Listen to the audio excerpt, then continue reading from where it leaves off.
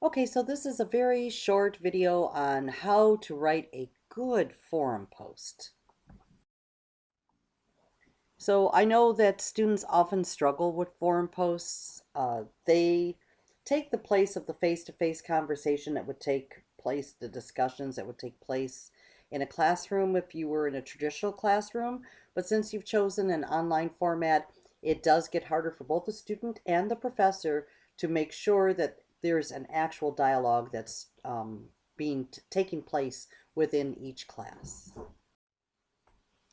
So what I always love is that what students see is often not what instructors see. So what instructors see when they write the requirements or the prompts for a forum post is they would expect this response that you see on your left-hand side, which has citations. It refers to the terminology of the class, and it has the minimum requirement for words. And while we don't count each and every word, some professors do. So note this, some professors want a word count at the end. I don't require that, but I just want to make sure that you say enough, because so often, if not, when I haven't put requirements in for word count, what I get is a couple of sentences for response. And that's frustrating to me as an instructor. So as a student, what you're doing when you sit down to write it is you're always thinking about how many words do I have now? Do I have enough? And then you copy and paste it into Word and you try to see what your word count is. And you're just trying to write things over and over again because you really have no clue and you're just trying to get over this so you can get the rest of the assignments done for the week. And remember, this is to create a dialogue within the groups or within the class that you're in an online format. And it really allows for that discussion to take place, maybe not in real time, but definitely evolve as the week progresses. So here's what you should always do in forum posts. And I've been both a student and an instructor in online classes. I've taken probably over 40 online classes during my time as a student. A lot of it was because the schools I attended to were quite a distance away. So the one thing I can suggest to you, and this is from many trial and error, or much trial and error, is write your response in Word, not in the forum. And there's a reason why.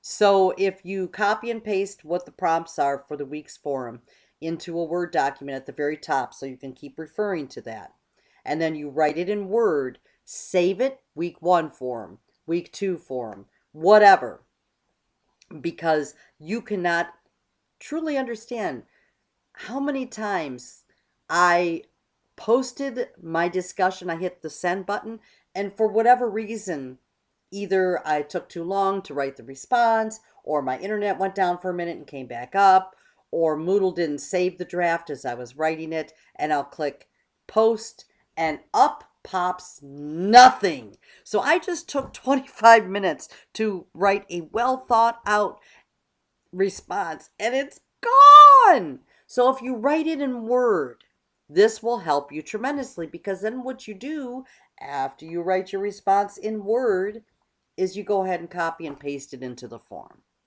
I don't like the Word uploads because then the other students have to keep clicking on them and then going back, but just copy and paste it into the form. But if you've got it saved and something goes wrong, and trust me, if it can go wrong, it will go wrong. You've got that saved, and then you can always repost it. So you want to make sure that you hit all the points of any form, and we'll go through that when we look at some examples. You can never write too much.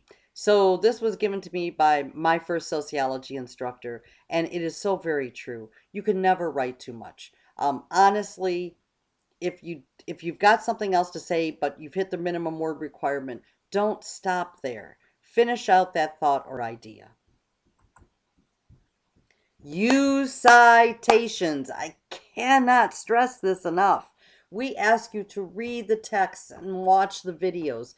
They don't have to be formal citations, although some professors do require that. I don't. But OpenStax, that's the textbook that you get for free. Or People Like Us video, or sociological imagination video. Whatever you're referring to that you got that idea from, that gets you in the habit of constantly making sure that you reference where you got your ideas or thoughts from to demonstrate their authority. So this is something that'll help you be consistent throughout your academic career, whether you're writing a forum post or whether you're writing a paper, that you don't forget to use that citation. And please be thoughtful and courteous, especially in your responses, because the end result is we all have different opinions and ideas. And as we try to debate these, you want to make sure that you're considerate of other person's beliefs that may not match your own. So try to learn how to form your debates in a fashion that does not threaten somebody else or does not make them feel in any way inferior. Okay, so now we're getting into the meat of what makes a good post. So I put some forum requirements that you're actually going to have in a couple of weeks, at least part of them. And I tried to limit it to just 2 points that needed to be made because there's more in your actual forum. And then an example of a great post that I got permission to use. So again, you want to make sure you hit all of those points. So it was looking at culture. They had watched a video, read the text, etc. And so the first thing they were supposed to hit was how has language constructed the reality of their subculture or counterculture. And it used an example of their parents and how language differs between generations. And then it also asked them to look at one of the big three perspectives to explain a video that they watched. So their response was, looking at language and how it differs between their sporting culture and their musical culture, and how important it is to be able to understand and communicate within people of those cultures when they're doing those things in order to understand what is expected. And then they did bring in their parents for just a minute and talk about how there are miscommunications because of cultural language differences. Now, the second one, they used conflict theory they believed it was the best way to explain the video that was watched. And they connected it to how food, and there was this bread war, and talking about how poorer people tend to feel that their food is connected, their culture is connected to more to food that is highly processed because it's much cheaper for them, and it's able to sustain them more so. And it kind of revolved around how some people, their grocery store went out of business, and the people who were there were some people in the community who wanted a co-op and some people who wanted to have a big chain store. The co-op won, by the way, and you'll see that. But that they were unfamiliar with some of the foods. The foods were bulk and typically more expensive than they were at the big box stores. So they were really opposed to that, and there was a definite conflict with that. And then they also related to the conflict that from the upper classes to the lower classes, where one of the upper class people said they knew that people didn't belong just by the way they dressed and acted. And so they were talking how that really upset them. Now, again, this post isn't, spot on 100%, but it was a really good example of a very good and clear effort to try to make sure they answered those prompts that were given. What I would have liked to have seen, especially from the second one, was maybe using some terminology that goes with conflict theory. Like instead of saying upper classes, maybe say the bourgeoisie, and when referring to the lower classes, referring to the proletariat. And maybe they could have, but even that alone would have made it just a little bit better. But it was very good considering the fact that they did make an effort. And then remember your checkoff list again, one last time. It should stick to the points that were asked for inside the prompt. If you can connect it to your own narrative, like I said, the last post brought in how their parents miscommunicate or how that angered them when that woman said she could tell people didn't belong.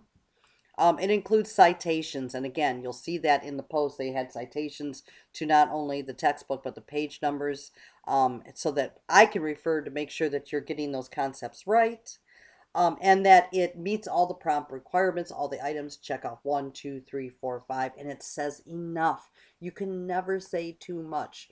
Write until the thought is complete. Don't just stop because you've hit that minimum words that are required for this particular post or forum post. So I hope that helps you out. Remember that this is a learning curve, and you're graded very liberally at first, and then I try to tighten it up as we get to about the halfway point of the semester, where you should become a little bit more familiar how all these things work, from your papers to your forum post writings. So have a great day.